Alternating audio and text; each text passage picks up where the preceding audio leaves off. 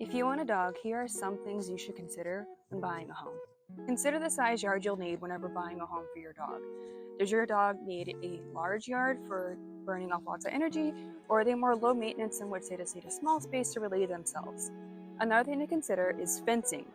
Many communities have limitations on what kind of fencing you can put in your property, especially if you are lagoon front or golf course front.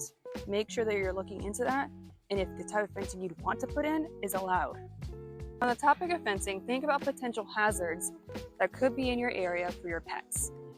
If you're a low country resident like I am, you'll know that we often have alligators in our lagoons and ponds.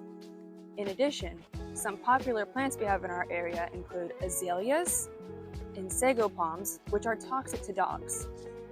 If you're considering a home in a homeowners association, be sure to check the covenants and restrictions to see if there are any restrictions on how many pets you can have in the community and what types of breeds. Believe it or not, many communities do still have restrictions on these. For example, in my neighborhood, there is a limit of 4 dogs per household.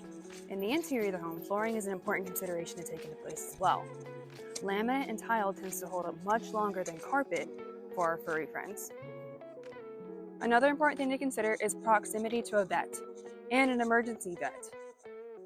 If you're like me, you have managed to pick up a special needs dog, such as a diabetic blind pug, who frequently needs insulin. Is it a priority for you to be close to the vet, and how far is the nearest vet from your home? While on the topic of vets, if you live in the South like I do, you know that we have venomous snakes in our area, and while they typically won't attack unless they're provoked, they do love pine straw and they also do not like surprises. Many animal clinics in our area do not carry antivenom and is typically found at an emergency veterinary hospital.